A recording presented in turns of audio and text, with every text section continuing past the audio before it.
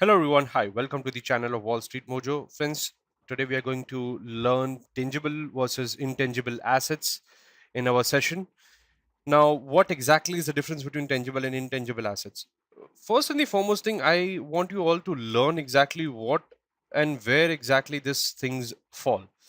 You have to be familiar with these terms, right?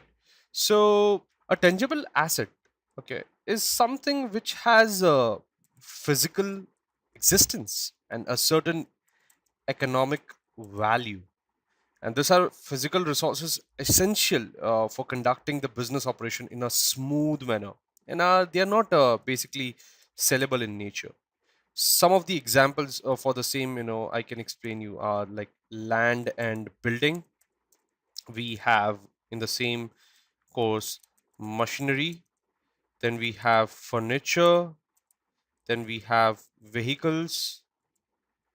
On the other hand, if we talk about the intangible assets, they are basically those which do not have any physical existence but possesses some commercial value, and it acts as a long term resource for the firm. So some of the instances that includes like goodwill, we have copyright in that, we have patent for the same, and there's one more example I'll take, trademark. So let's understand the difference between the tangible assets and the intangible assets with the help of the infographics. Now the difference over here, the tangible versus intangible assets, what is the meaning? It is owned by the organization, having monetary value and physical in existence. Physical existence is very important difference between tangible and intangible.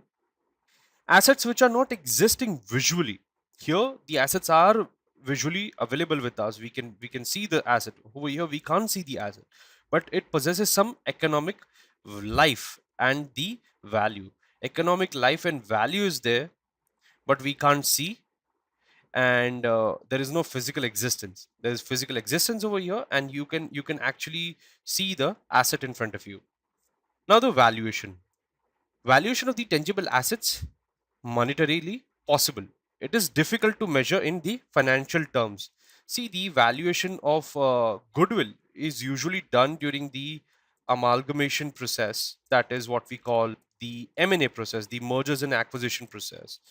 So if any goodwill or what we say capital reserve that comes into picture in the later scale will be recorded in the books of accounts. So this goodwill arises in the case of the M&A process. Otherwise, it is really very difficult to quantify the intangible assets, what is going to be the exact value that has to be recorded in that particular case. But this is monetarily possible because at what price you have purchased, let's say you have purchased a machinery for 50 lakh, so you'll report at 50 lakh. If you have got some grant of 2 lakh, then you'll report at 48 lakhs. But you can absolutely monetarily report tangible assets, but that is not possible in case of the intangible assets. And there's one more thing. I'll write over here tangible assets and intangible assets. I'll say that the tangible assets, if you want to really get into, then as per Ind AS, as for the accounting standard of India, the Ind AS, previously it was known as AS 10, and for the intangible asset it is AS 26. That is the accounting standard number 26 over here, and accounting standard number 10, right? So these are both used for the valuation purpose. Over here there are various costs and the fair values that have been used, and monetary life has been is determined. Now, collateral acceptance. Tangible assets can be accepted as collateral, and it cannot be accepted as collateral. Remember one thing, like see, you want to buy a machinery. Okay, so for buying a machinery, you will take a loan.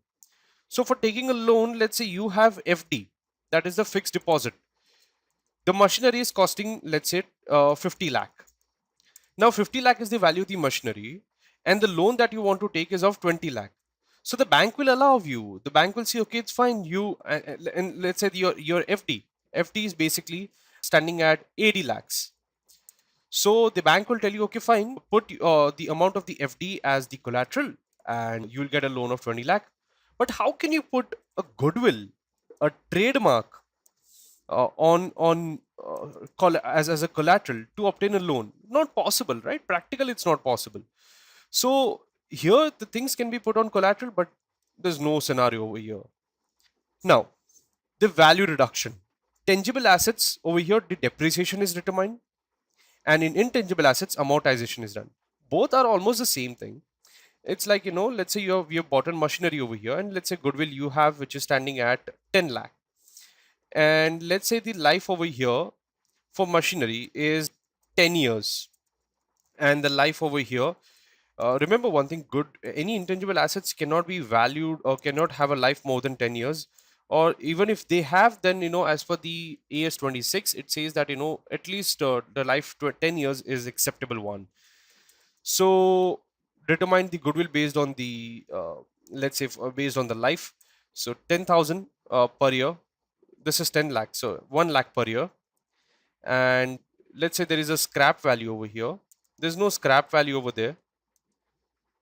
And the scrap value, let's say, is 5 lakh at the end of the life. So our depreciation over here, this is the depreciation for goodwill. The depreciation for machinery is going to be the life, the value of the machinery less the scrap value, divide by the life, that is as per the SLM method, the straight line method. So it's going to be 4,50,000 per year. So this is how the depreciation is determined for the tangible assets and amortization for intangible assets. Right.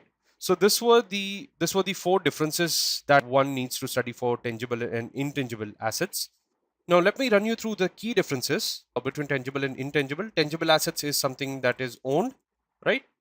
And by the individual or organization utilized for conducting business activities over a longer period of time. And on the other hand, intangible assets are those which have the economic value or a certain life. Okay, as I told you, a certain life. This are considered as earned over the hard work executed over the longer period of time, which we absolutely call as goodwill. Now, the existence of the tangible asset is essential for functioning of the organization, but the non-existence of the intangible assets will not be a widespread impact on the firm. So, intangible assets offer over here a cushion, you can say that, cushion, or to those associated with the name it has made for itself in the industry. The tangible assets can be converted into cash, since it can be viewed to the eye and can be weighted in monetary terms, right? Whereas intangible assets are difficult to convert into cash or on an immediate basis. Okay, so I'll just write X over here. It cannot be converted. Tangible assets can be destroyed by fire or accidents or human negligence, whereas the intangible assets, you can say that cannot be destroyed by fire or other such disaster, but by carelessness or any such side effects of the business decision can affect. Like Elon Musk recently made one comment, or he actually tweeted on Twitter. That one comment has costed him $20 million. That was been fined by the SEC. Not only that, he was also removed as a chairman. So you can imagine just one single tweet can affect like anything. Elon Musk was removed as a chairman of Tesla. He was being charged with $20 million as the penalized because he thought of just going for company to take private. And Tesla is a public company. So, one comment can actually destroy everything. So that's why goodwill is even very sensitive. So, on the final thoughts, both tangible and intangible assets are recorded by the company in their books of accounts. Tangible assets are highly important for any organization since it aids in the smooth running of the operation. Intangible assets helps in creating, few worth of the firm, and though both have the pros and cons, they have their impact on the functioning of the organization. And it is very important to know that determining the tangible assets of the company offers various benefits. The usefulness vary greatly across the industry. Example, in case of the hospitals, medical device manufacturing, the intangible assets are far more valuable as compared to the tangible ones. On the other side, industries such as like real estate would would have intangible assets, but tangible ones will provide the revenues that they require for the operation. Thank you everyone for joining this session.